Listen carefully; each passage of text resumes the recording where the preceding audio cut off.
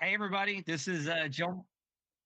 This is Joe Martucci here with Tidal Flooding Talk, presented by the New Jersey Coastal Coalition. I'm joined, as we are every Tuesday now, with Dan Skeldon and Palma Shiles.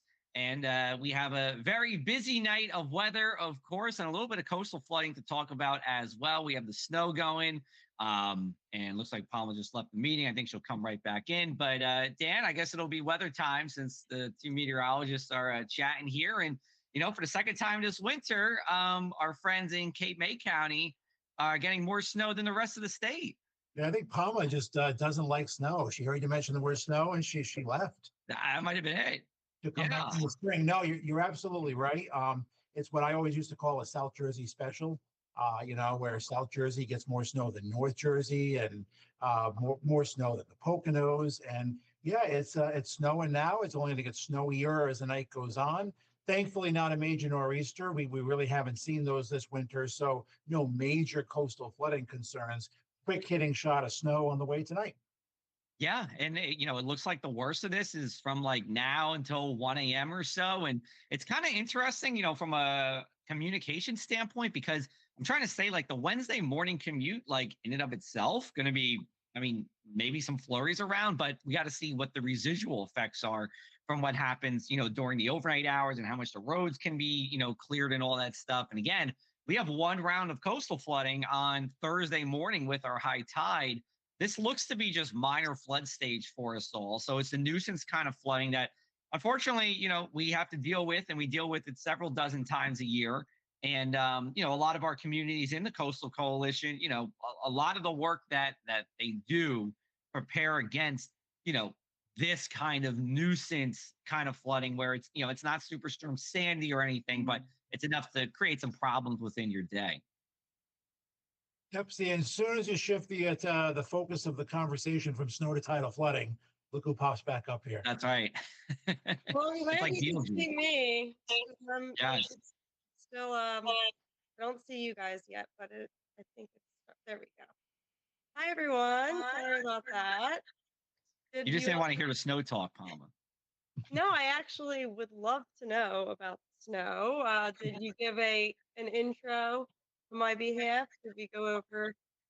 We did. We figured we'd get all of our weather talk out of the way, while you were out of the meeting here. But yeah, you're in Atlantic City, Palma. You usually have it. You should have at least an inch of snow on the ground already. I believe it. It was coming down on my way home from work. So yeah. So, Atlantic City looks like 4 to 7 inches of snow. And, the one thing I've heard from one person, Jim Eberwine, I think our most attended Tidal Flooding Talk guest, is that the snow is kind of a heavier, wet snow. So even though our totals, might be 5 inches instead of 7 inches, but when you shovel that, it's going to feel more like 7 inches. That's a good thing, though, with being in the drought. The more moisture that can be in the snow, not great for your back as you try to remove the snow, right. But it is more moisture into the ground, which we definitely do need. And I think I'm a huge snow lover, but I think even if you're not, snow is just so much more pleasant when you don't have tidal flooding to worry about. When you have snow-covered streets and flood-covered streets, it's kind of like a double hazard there. So, snow can be challenging enough to drive in, but it's so much better when you don't have the other things that can come with a coastal storm. Yeah. In the snow. I remember this was, oh, go ahead, Palma. Well, since we are potentially getting 7 inches snow. Up to.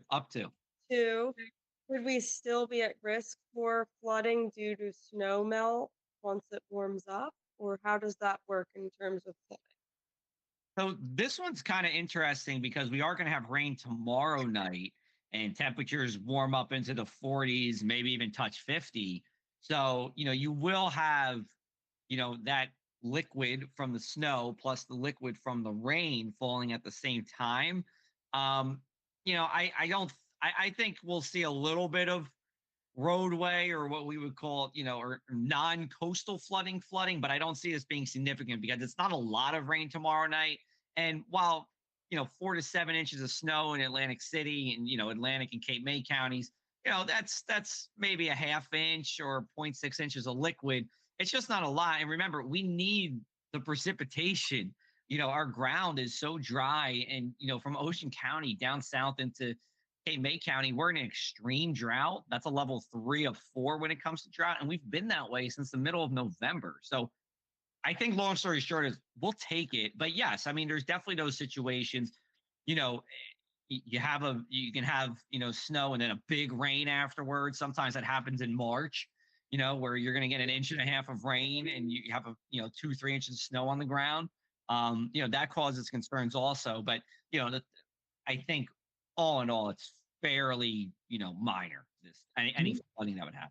Do you think we make it through March? March is a pretty notorious coastal storm month.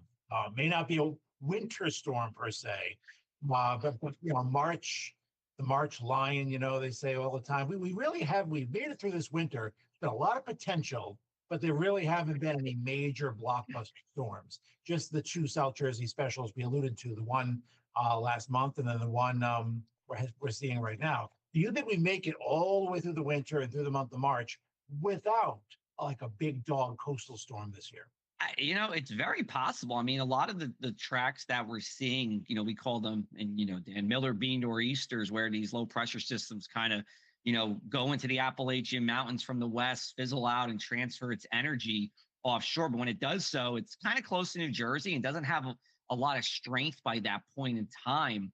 So, I tend to think, in just the way the winter's gone, and it's kind of like borderline La Nina conditions, that we end up okay on that front. But that being said, I mean, in terms from a weather standpoint, it does look like the last half of February has a lot of cold with it, below average temperatures. And you can never rule out a storm. If you get a storm track that's going more south to north, and that looks at least possible for late February. But how about this, to make a long answer short? If we don't get it by the end of February, I don't know if we get it. I don't think we get it in. Okay. I guess you guys, as meteorologists, have a challenge where you don't want to, cause any unnecessary panic and hype things up.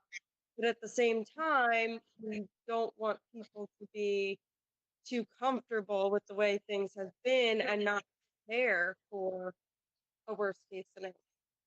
Yeah, I mean, the bread and milk storm, right? Everyone's like, oh, bread and milk. I saw someone just post in the Middletown, New Jersey Facebook group, about, I got my bread and milk today. And shout out to Middletown. They're one of our Coastal Coalition members. I don't know, Dan, or maybe Palma, you can answer it too. Is there ever really a bread and milk snowstorm? I mean, come on.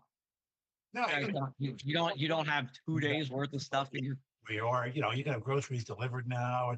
No, I think every part of the country has that storm. From way back. I know when I grew up in Rhode Island, it was the blizzard of '78, February 6, 1978. That was the storm where 2 to 4 inches was forecast. Back in that day, you still had milkmen, coming and delivering your milk. We had 55 inches of snow. No one got their milk for, a week or two. And, that was the storm that became our bread and milk storm. South Jersey, it may very well be a different storm. But, in today's society, you're not going to be stranded for a week or two, unable to get those essentials.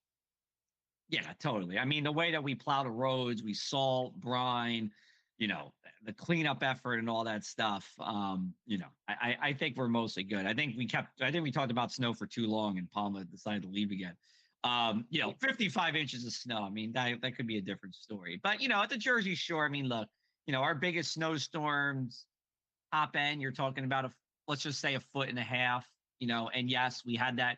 Remember, we had that just 2 years or 3 years ago now in 2022 in late January.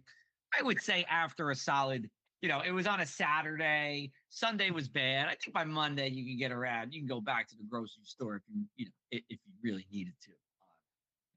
Agreed. Yeah. So While my microphone and my camera's working, I have a very important question. yes. What is more effective, putting a spoon under your pillow or wearing your pajamas inside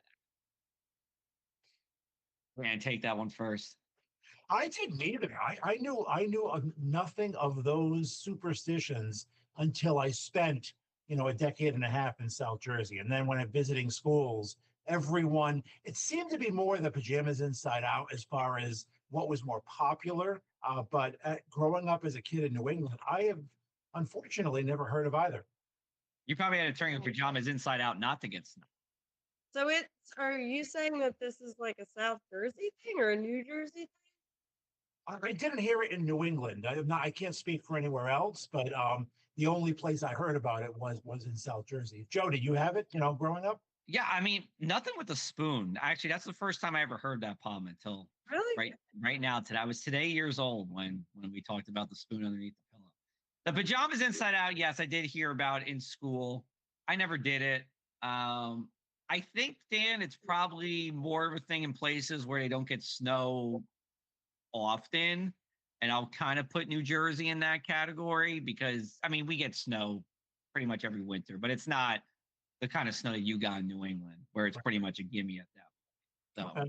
I think I would say, New Jersey South, I'm sure inside out pajamas are a thing, but I have no credible facts to back me up. Are there any superstitions that kind of ward off tidal flooding? Let's say major tidal Mm. flooding is forecast. Can you do something to hopefully warn, or can we start something? I usually call Tom Cork, our executive director, and ask him to like sing some opera and maybe hold the seas back by his voice. Yeah, I mean I think Tom Quirk is the one that controls the tidal flooding in our area. So yeah. He's been doing a good job this winter, and we haven't had that major coastal low, but we've talked about it on tidal floodings in the past. The threat is year round. You mentioned the nuisance flooding that could be at any point.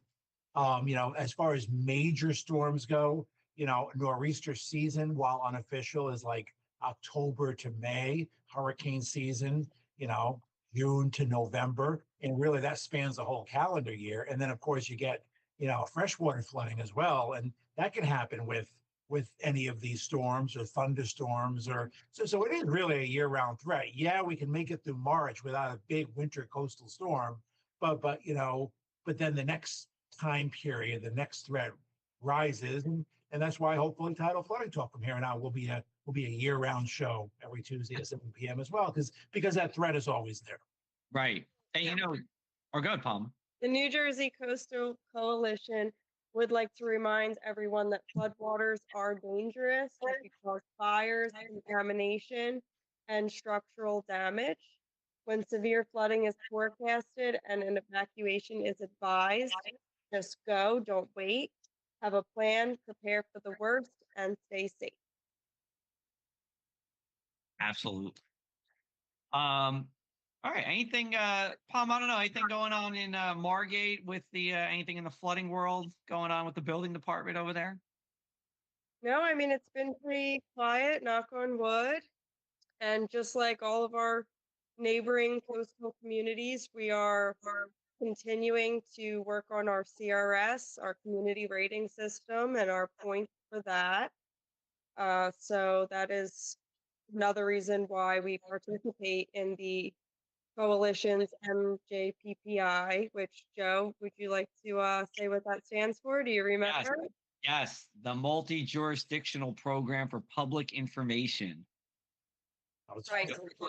Work is smiling somewhere right now, Yes. Tom, you're gonna give me a raise for that one. I got that one right off the top of my head. Yeah, I mean the MJPPI is huge. We got two of them, right? We got one in Atlantic and Cape May. We got one in Northern Ocean in Monmouth County.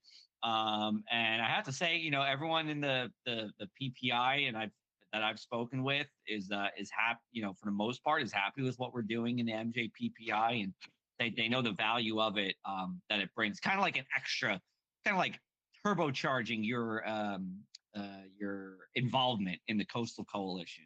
And what I've been doing since the beginning of January is meeting with all of our coalition towns. We're doing these what we call community checklist meetings and getting around to see, I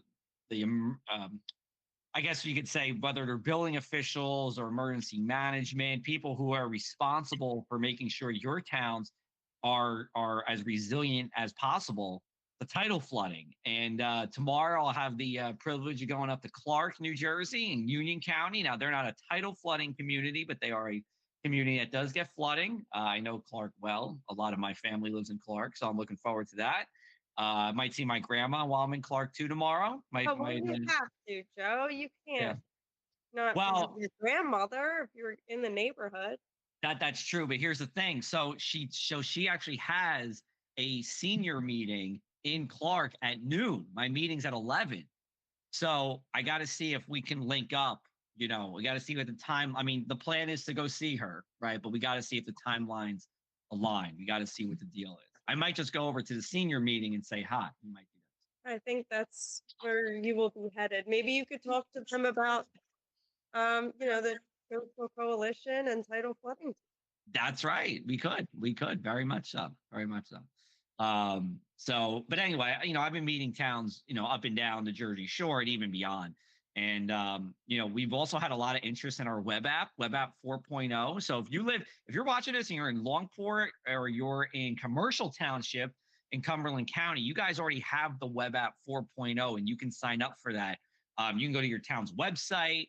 You can go to our Coastal Coalition website as well. So if you go to, if you just, you could type in NJ Coastal Coalition on Google or go to njcoastalcoalition.com, you can sign up for it. And it's actually cool. I mean, if my town had it, I would sign up for it. And not just because I work for the Coastal Coalition, but, it's automated alerts by the National Weather Service whenever there's some kind of flooding going on. But it's not just that. I mean, your phone app can tell you that, but it also tells you where the higher elevations to park at are, what blocks are going to be flooded from the coastal flooding. It's like a white glove service on everything flooding related.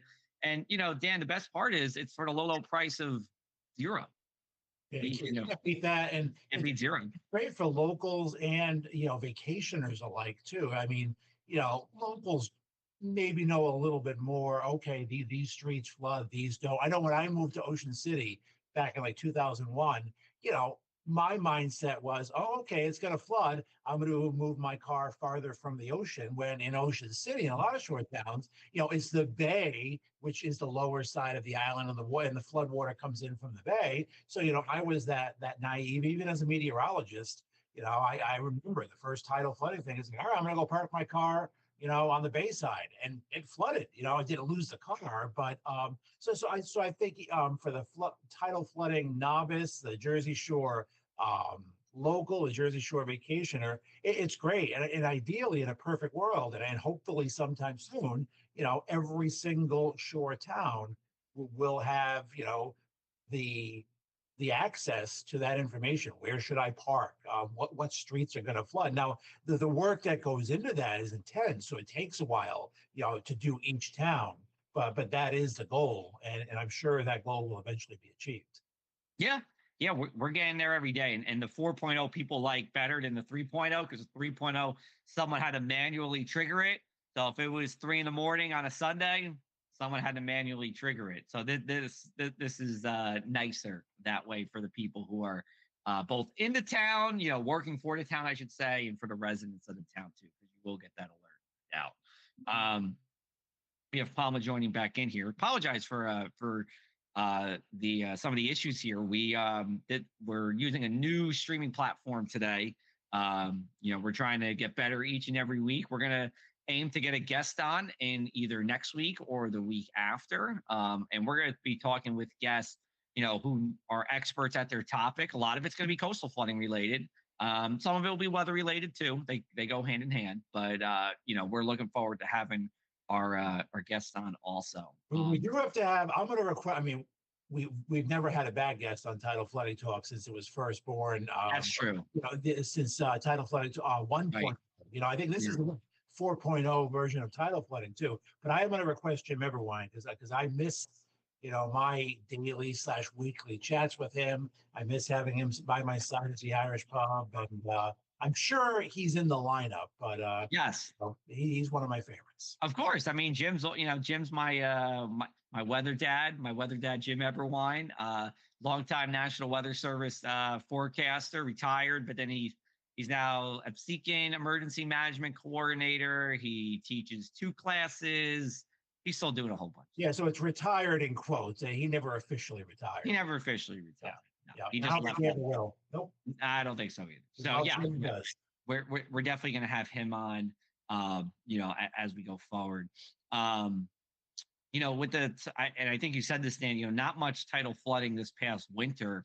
I think if I recall correctly, our last like kind of widespread flooding event that was of some significance was actually a sunny day flooding event that we had where we had persistent east winds for a long period of time. And that was just building up the bays. I think that was if I recall correctly, it was like in mid-September, and that lasted for a few days, and we got up to moderate flood stage on that. I was in Eagleswood. Eagleswood's a tiny town. Dan, you know Eagleswood. I do.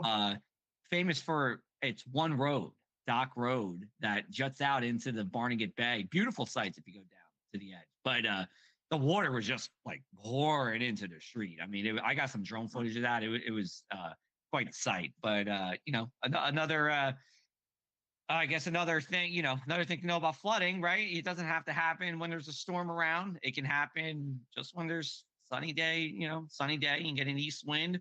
It doesn't take rain is not an ingredient for coastal flooding. No, it can exaggerate coastal flooding, but it's not an ingredient. Absolutely. I mean, you don't need a named storm. You don't need a nor'easter. You don't need a hurricane. It's all about, two main things are, you mentioned it, the wind. How fast is it blowing? What direction is it blowing from? And how long is it going to persist? And then, of course, the astronomical tides. I mean, you can flood at, low tide or maybe not quite an astronomically high new or full moon, but obviously when the tides are astronomically higher, that increases the chances too. So the tide cycles and the wind, duration, intensity, and speed, the two ingredients. And you mentioned it was sunny during one of the last more significant flooding events we've had. So yeah. You can never really let your guard down, even if there isn't a storm on the map. Yeah, absolutely. And I know, sorry, I'm surprising everyone. I leave and now I'm back. But You're giving us an element of suspense. Yeah. Most people, I'm sure, are just very interested in what's going on with the snow. But a lot like, when it floods and we tell people check in on your elderly loved ones, I mean, they do have a lot of the same things that you have to look out for, whether it's going to be a major coastal flooding event or a winter storm. So that is, you have to check on your loved ones, or at least you should, and prepare an emergency supply kit with, essentials, your medications for not only you, but make sure you have what you need for your pets. Could we expect any power outages this storm? With this one specifically? Yes. I wouldn't rule it out in Cape May County where they would see the most snow. It is a heavier snow, but there's not a lot of wind with this, which is very good news for us there. That is good news. So, because I know even I have almost a 2-year-old now, so having like the baby monitor if the power goes out, that is just that's not something I used to have to worry about, but now I do. You know what, Palma, we got a good segue here because we have a question from Eileen Rissler who says, Dan, how are the girls? They're wonderful. So Palmer has a 2-year-old now. I have a almost 6-year-old. She'll be turning 6 next month, and a just recently turned 3-year-old. And they are wonderful. They miss the beach. They love the snow, but I lure them up to PA saying, okay, we get more snow up here, and you guys have proven me wrong again tonight. So we may venture a trip down to South Jersey this weekend. But Eileen, they are wonderful. They keep me busy. They keep me on my toes. They keep me pretty exhausted, but they're parts of my life. Yeah, and so my 2-year-old, her name is Violet, and I also have a stepdaughter, Kalani, who I think is watching the show. But they are both snow lovers, so I think they will both have a lot of fun in the snow if you are right about the potential for up to 7 inches. Yeah, hey, we'll have to get another photo of Violet, Palma. We put one on my Facebook, on my social media last time. We'll have to get another snow day photo Yeah. Yeah. Snow lovers always. I always think it's a curve, right? Where kids and meteorologists are, atop the snow loving list, and the older you get, Right. your love of snow goes down. That's right. That's right. You know what's interesting, Dan? You've probably come across this. Like, I still can't like wrap my head around like some meteorologists who have never seen snow. Yeah. You ever come across? It's like crazy, but I mean, I'm not blaming them. It's just like it's just weird. But I guess I've never seen a tornado with my own two eyes, and some meteorologists would say that I'm crazy. I've never seen. Yeah. Well, snow is a little more widespread than tornadoes. So I think it's That is true. who have not seen snow. But imagine if you're like a meteorologist in Pensacola, Florida this year, and Yeah. you've seen snow, and then you get 8 inches, earlier this year. And Oh, I know. testament to this winter too. And when I do my talks around here, I'm like, I think that sums up this winter in a nutshell, where Florida has seen a bigger snowstorm than anywhere in PA and New Jersey, or at least most places in Pennsylvania and New Jersey so far this year. I think the best snowstorm of the winter goes to New Orleans. Yeah. Weeks ago, they had the most fun with that snow. That was like the coolest. Imagine if that would have coincided with the Super Bowl. That would have been something crazy as well. But That would have been very crazy. I know. Yeah, I should ask Dan. Where are you on the Super Bowl with? I mean, obviously your Patriots weren't in it, but do you think were you okay with the Eagles winning? I did not watch the Super Bowl. I think At all? That at all. Did not see a commercial. Did not see the halftime show. Did not see the game. I actually built a huge fort with my daughter, and was playing with my daughter and watching a movie on the couch with her. And so I'm very happy for the Eagles. I like the Eagles team. Saquon Barkley is a native of the Lehigh Valley. I think he's the nicest, most genuine guy in the world. So I'm happy for him, but I did not watch the game. I know Eagles fans, though, are very, very excited, and rightfully so. From what I heard afterwards, it was a dominating performance and a great game. Yeah, and I'm just sending a message here, but yes, it was great game if you're an Eagles fan. I think from a neutral standpoint, probably was very underwhelming. But I was just hoping for the shutout. I was hoping the Eagles, it's 34-0 going into the fourth. I was like, let's just keep it going, because there was never a shutout in Super Bowl history. Yeah, it would have been nice to see. And yeah, Eagles fans enjoyed that. Chiefs fans obviously were miserable. And the people who aren't with those fan bases, they just want a close game. They want a good game. And obviously that was not. But also a lot of people don't like success, which was why there's a lot of Patriot haters out there, Right. Brady haters. So I think a lot of people were happy the Eagles won, because they're kind of sick of the Chiefs. So last question, and then we'll wrap up the show here. So were you rooting for the Chiefs then, because you empathize with their plight as being hated as a Patriots fan? We got 30 seconds left. No, honestly, no. I like Andy Reid. I've always respected him. So I was actually rooting for him to win more than anything else. But I had no big rooting interest in the team. So happy for Eagles fans. All right, cool. We'll wrap up this week's episode of Tidal Flooding Talk, brought to you by the New Jersey Coastal Coalition, produced by Tri-X 57 News. You can go to njcoastalcoalition.com for more about what we do, covering the Jersey Shore and being flood resilient. And we'll be back with you next Tuesday, right here on any kind of streaming device. We have you on Facebook, YouTube, and Tri-X57.com. Take care, everybody. Looking forward to it.